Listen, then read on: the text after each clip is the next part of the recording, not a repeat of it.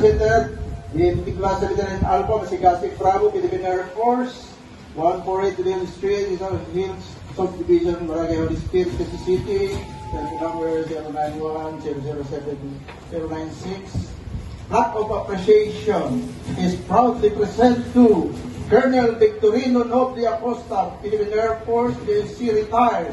His profound recognition and grateful appreciation of his invaluable support and assistance rendered as guest of honor and speaker during the 46th anniversary reunion of the Basic Military Training Class 79 Alpha, Masigasig, Bravo, Philippine Air Force during this 16th day of January 2025 at Costa Abril Resort,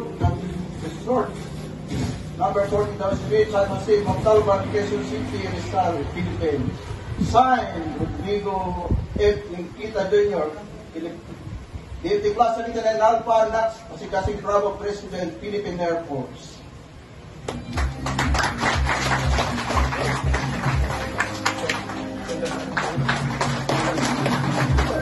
And another one. And another one. Please open the. Another one is our gift to our. Please open. Sir, I-open mo para sa kanya para makisa niya. Sir, ka lang mag-open. Can you open this? Open. Okay. Surprise. Yan po yung request sa akin ni Colonel. Naglibot ako sa buong Pilipinas para maghanap. Talaga? Ako lang ang mayayari kasi noon. Ako lang meron. Ewan ko lang sa iba. Alam ko na ito. Maraming naman yan, sir. Memories. Dahil sinabi ko, Memories. alam niyo nung mag-graduate ang nung hinahawakan ko si Rede Alpha, yung first class ko. Ako, ano kaya magiging yan? Pagkatapos nito, mabuwag na ito, magkakalat-kalat na ito, hindi magkakilala eh. Kaya itong Kerpan myself na gumawa ng annual. Yung journal na tinatawag ngayong akademya. Ito, hello. Meron. Yung akademya, naubusan ako. Dahil ang contribution ninyo, kinuha ko yan sa sweldo ninyo. Wala nang akong pagtunan eh. Oh, kinakaltas ko yan, buwan-buwan, sa inyong sweldo. Para ma-finance ko yung annual, yung journal.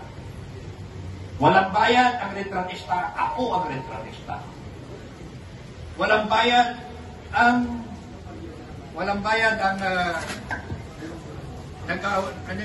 nag-arrange dahil yung mga tao ko sa BFT. And now, nung maubusan ako, ni-request ko si kanya, kung meron ka, pwede ba i-report mo dahil wala na ako naubusan. Maalala ninyo yung inyong activities dito. Kaya tinatanong ko, saan na activities ko? Alam ko kayo ang gumawa kasama ko sa Sariaya. Doon po, mga misis, sa Sariaya, kukunin yung yoke na inayos ng bagyo. Mano-mano yan, mano-mano. Mula sa ilog hanggang sa kalsada.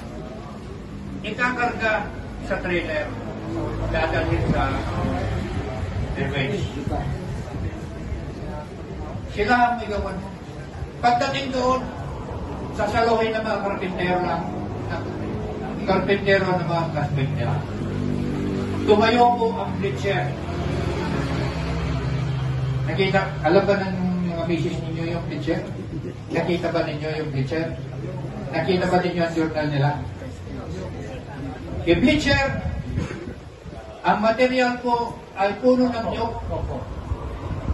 It consists 500 trainees.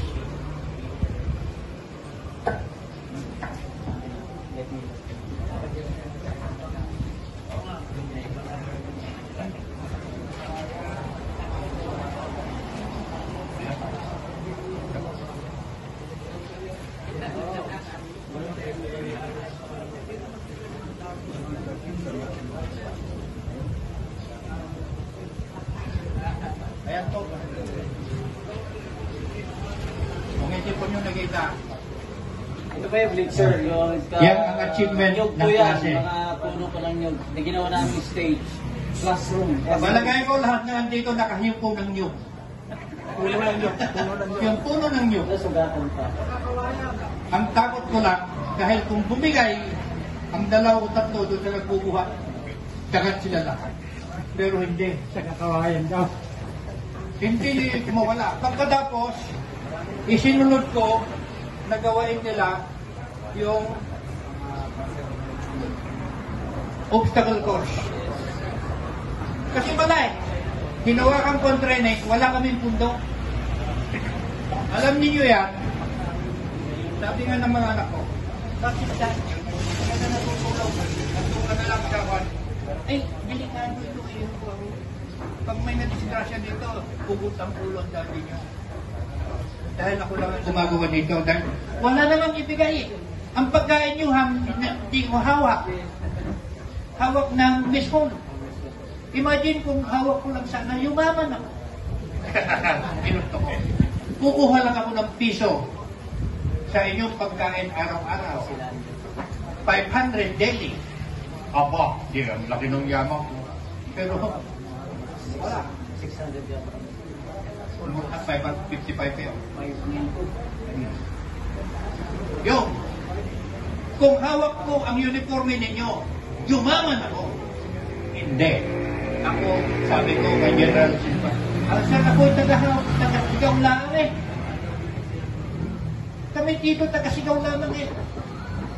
Ewan ko kung naiparanas namin sa inyo, nung ayaw pakainin yung staff ko, naranasan pa ninyo yung pinagikpas ko kayo lahat doon sa misyon, iniwanan, hindi kayo kumain kalat ng pagkain ko, pakala kayo maglinis.